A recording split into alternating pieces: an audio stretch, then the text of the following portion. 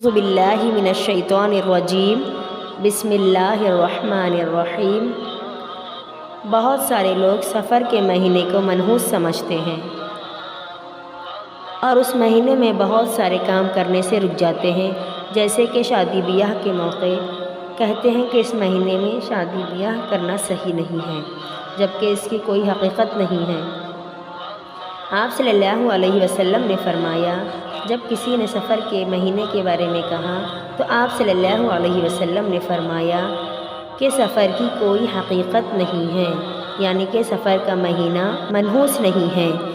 کتنے افسوس کی بات ہے کہ ہمارے نبی پاک صلی اللہ علیہ وسلم کہہ رہے ہیں کہ سفر کا مہینہ منحوس نہیں ہے، لیکن امتی کہہ رہے ہیں کہ سفر کا مہینہ منحوس ہے، نعوذ باللہ۔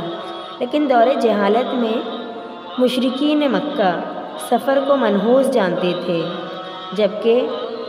اس کی کوئی حقیقت نہیں تھی اور نہ اس کی کوئی حقیقت ہے۔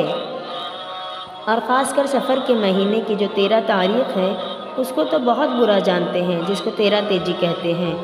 کہ اس میں یہ کام نہیں کر سکتے، فلاں کام نہیں کر سکتے، جبکہ اس کا کوئی حل نہیں ہے اور نہ اس کی کوئی حقیقت ہے۔ سفر کے مہینے میں بھی ہر کام کر سکتے ہیں، جو 11 مہینے میں جو کام کرتے ہیں سفر کے مہینے میں بھی وہ سب کام کر سکتے ہیں۔ یہ تو بڑی جہالت ہے، اللہ تعالیٰ اس سے ہماری حفاظت فرمائے اور یہ غلط عقیدوں سے اللہ ہماری اور تمام امت کی حفاظت کرے اور راہ حق پر چلنے کی توفیق عطا فرمائے، آمین۔